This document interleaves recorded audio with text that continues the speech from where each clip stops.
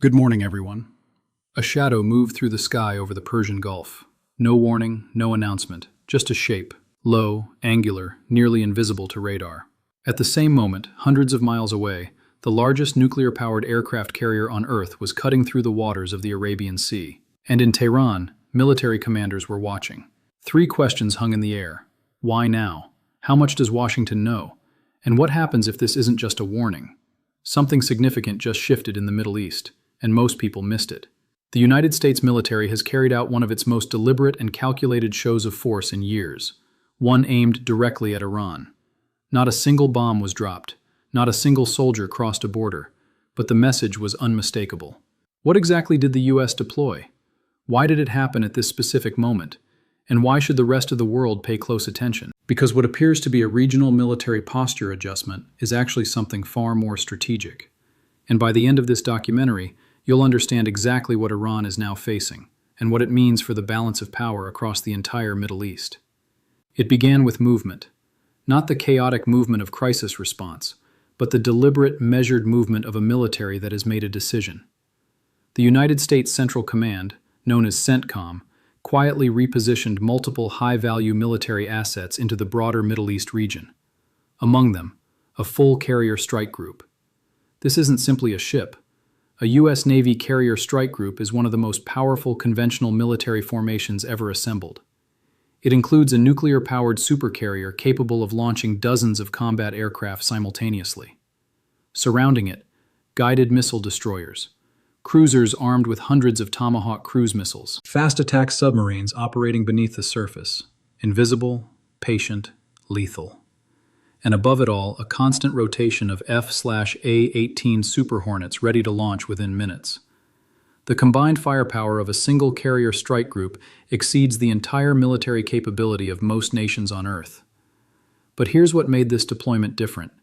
It didn't come alone.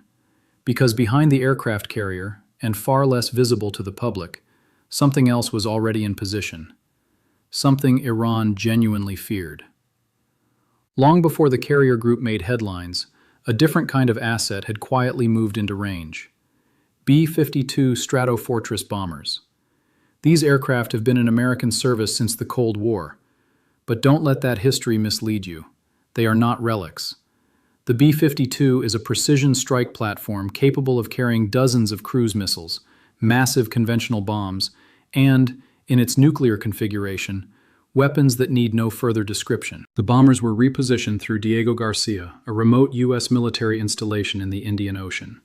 From there, they are within operational range of virtually every major target inside Iran. But the B-52 was only part of the story. U.S. Air Force assets in the region also included F-22 Raptors, fifth-generation stealth fighters capable of penetrating even advanced air defense systems without being detected. And then there were reports, carefully worded, officially vague, suggesting that B-2 Spirit stealth bombers were also part of the regional posture. The B-2 is arguably the most capable strike aircraft ever built. It can carry massive bunker-busting bombs, the kind specifically designed to destroy hardened underground facilities, the kind Iran uses to protect its nuclear program. That detail was not lost on anyone in Tehran. But here is where this story becomes more than a military briefing. Because the timing of this deployment wasn't random. And when you understand what was happening behind the scenes, what Iran was doing, and what Washington had learned, the entire picture changes. Simultaneous military deployments of this scale don't happen without a reason. And the reason in this case was a combination of escalating threats that had been building for months. First, Iran's nuclear program. International inspectors from the International Atomic Energy Agency had been raising alarm after alarm about Iran's uranium enrichment activity.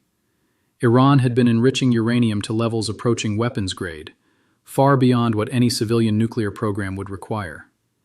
Diplomatic channels had stalled, negotiations had produced no binding agreement, and the window for a non-military solution was narrowing. Second, Iran's proxy network. Iran does not fight its adversaries directly.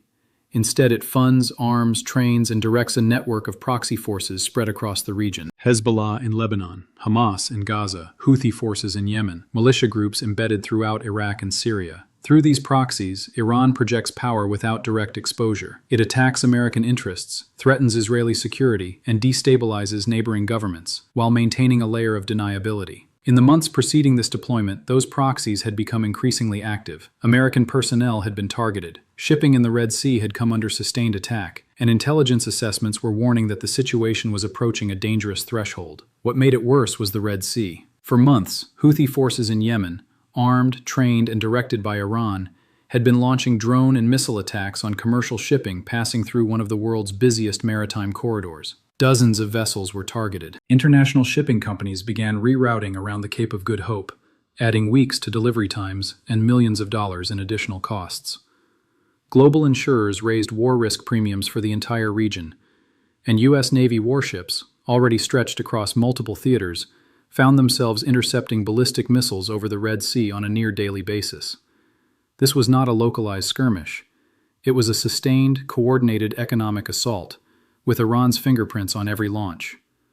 Washington had been patient, but patience, at a certain point, becomes a signal of its own, and Iran had been reading that signal as permission to push further. That calculation was about to be corrected. Third, and perhaps most critically, there was a specific piece of intelligence. Details remained classified, but officials indicated that the deployment was not routine. It was a direct response to credible threat information. What that intelligence revealed, and what it implied about Iran's next move, is the part of this story that most people still don't fully understand. To understand why this American deployment was so significant, you have to understand how Iran thinks about warfare. Iran is not a nation that seeks a conventional military confrontation with the United States. Its leaders are not irrational. They understand, with considerable clarity, what would happen if American and Iranian forces entered into direct, open conflict. Iran's conventional military, its tanks, aircraft, and surface fleet, would face catastrophic losses within days. This is not an opinion. It is an assessment widely shared by independent military analysts across the political spectrum. So instead, Iran has built its strategy around asymmetric warfare. Avoid direct confrontation. Use proxies. Threaten economic disruption, specifically the closure of the Strait of Hormuz, through which roughly 20% of the world's oil supply passes. Develop ballistic missiles as a deterrent, and pursue nuclear capability as the ultimate insurance policy. This strategy has worked, to a point. It has allowed Iran to punch far above its conventional military weight. It has kept adversaries uncertain and cautious. But it has a fundamental vulnerability, and the American deployment just exposed it. Because Iran's entire asymmetric strategy depends on one assumption, that the cost of confronting Iran is too high. The deployment shattered that assumption, and here is how. Military deployments of this nature communicate through presence alone. Every aircraft carrier in the Persian Gulf is a floating message.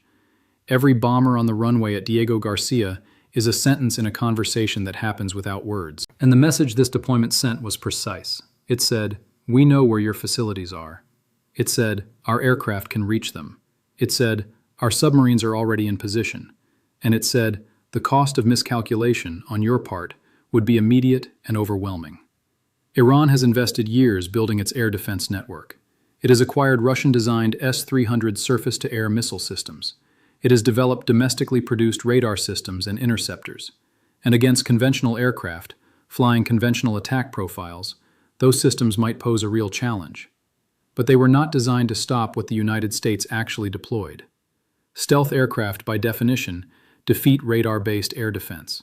Cruise missiles, launched from submarines or surface ships hundreds of miles away, overwhelm point defense systems through sheer volume and trajectory variation. And bunker-busting munitions, the kind carried by B-2 bombers, were specifically engineered to penetrate the reinforced underground facilities where Iran hides its most sensitive nuclear infrastructure. Iran's air defenses, regardless of their sophistication, have no credible answer to that combination. But there was a second dimension to this deployment that went largely unreported, one that wasn't about firepower at all. It was about something far more consequential. Military force is always a political instrument, and this deployment wasn't only sending a message to Tehran, it was sending messages to every capital in the region simultaneously. To Israel, it said, "The United States remains committed to your security. This matters enormously." In recent years, Israeli officials had grown increasingly vocal about their concern that Washington might not act decisively to prevent Iran from crossing the nuclear threshold. The deployment was a visible, tangible counter to that concern. To Saudi Arabia and the Gulf states, it said, "American deterrence in this region is real. This too carries enormous weight." Saudi Arabia and Iran exist in a state of deep strategic rivalry, a rivalry rooted in history, religion, and competing visions of regional dominance. Gulf leaders had been quietly watching American commitment to the region with increasing anxiety. The deployment reassured them. And perhaps most interestingly, to Russia and China, both of which maintain relationships with Tehran, it said, "Washington is willing to accept strategic risk to prevent Iran from altering the regional balance of power." But while all of these messages were being absorbed by foreign capitals, something was happening inside Iran that complicated the picture significantly. Because Iran's response to the deployment was not what most analysts expected. And what they chose to do next, or more precisely what they chose not to do, revealed something important about Tehran's actual calculus. When the United States makes a major military move in Iran's neighborhood, Tehran rarely stays quiet. Iranian officials are practiced at the rhetoric of defiance. Statements about burning American ships, threats to close the Strait of Hormuz, declarations that Iran's enemies will face consequences they cannot imagine. This time, the public response was notably more measured. Iran's military issued statements, but the tone was different. There was a conspicuous absence of the maximalist threats that normally follow American deployments. And within Iran's own information ecosystem, the state-controlled media, the statements from the Islamic Revolutionary Guard Corps, there was something resembling caution. Why?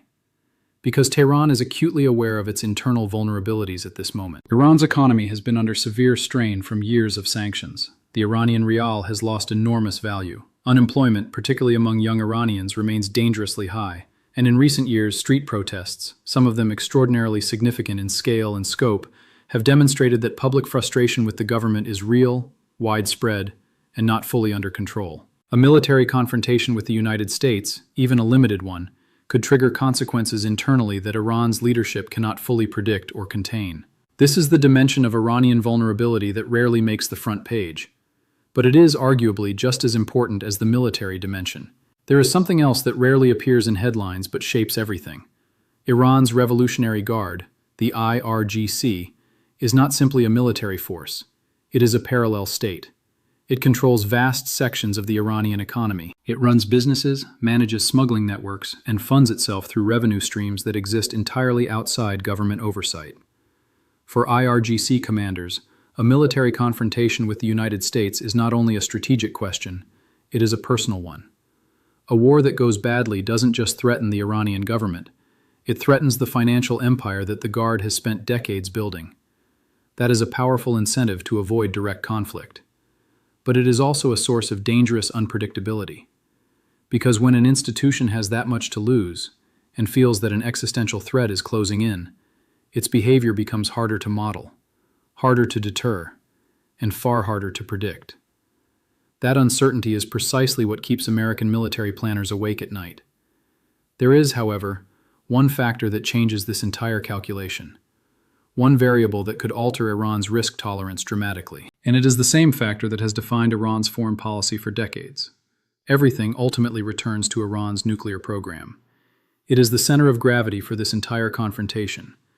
The question that American strategists have been wrestling with for more than 20 years is deceptively simple. What happens if Iran acquires a nuclear weapon? The answer, according to both American and Israeli assessments, is that the entire strategic landscape of the Middle East transforms permanently. A nuclear-armed Iran would be far harder to deter. Its proxies would operate under a nuclear umbrella. Its willingness to take risks, the kinds of risks that could ignite a wider conflict, would increase dramatically. And the possibility of nuclear proliferation across the region, with Saudi Arabia, Turkey, and others potentially pursuing their own programs, would become far more real. This is why the military deployment carries the weight it does. It is not simply about punishing Iran for current behavior. It is about establishing, visibly, credibly, and unambiguously, that the United States retains both the capability and the willingness to act if Iran approaches the nuclear threshold. But there is a complication embedded in this strategy. Military action against Iran's nuclear program would be extraordinarily complex. Iran has dispersed its facilities. Some are buried deep underground. Some are located near civilian populations. A strike would require precision, coordination, and legal and political justification that would need to be assembled carefully.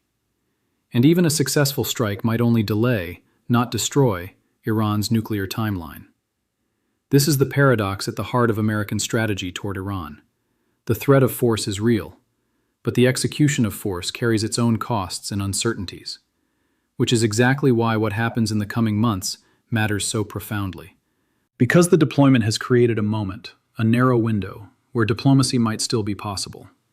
But that window does not stay open indefinitely. This story is not only about the Middle East. The strategic competition playing out in the Persian Gulf has direct consequences for the global economy, for energy markets, and for the broader international order. The Strait of Hormuz is not merely a geographic feature. It is a choke point through which a significant portion of the world's petroleum supply flows daily. Any sustained disruption to that flow, caused by conflict, by Iranian interference with shipping, or by a wider regional war, would send shockwaves through every economy on Earth. Oil prices would spike. Supply chains already fragile from years of disruption would face additional stress. And governments far removed from the Persian Gulf, in Europe, in Asia, in Africa, would face immediate economic consequences. This is the dimension of the Iran situation that rarely gets the attention it deserves in Western media coverage. The threat is not abstract. A conflict in this region has a direct line to the price of fuel, the cost of goods, and the health of global financial markets. And the United States military deployment, by working to deter that conflict before it starts, is performing a function that extends far beyond American national interest alone. But there is one more element of this story that brings everything into sharp focus. One factor that may ultimately determine whether deterrence holds, or whether this situation escalates into something far more dangerous. History is full of conflicts that nobody wanted. Wars that started not because leaders chose them, but because a chain of miscalculations, each seemingly small on its own, produced a catastrophic outcome that no one anticipated. The First World War is the most cited example. A regional crisis, a sequence of misread signals, alliances that pulled nations into a conflict none of them had sought. Military strategists call it the risk of escalation through miscalculation, and it is, right now, one of the most serious concerns among analysts watching the US-Iran standoff. The scenario runs something like this. An Iranian proxy group launches an attack on American personnel, perhaps more aggressive than intended. The United States responds with a targeted strike. Iran feels compelled to respond publicly to avoid looking weak to its domestic audience. Their response escalates.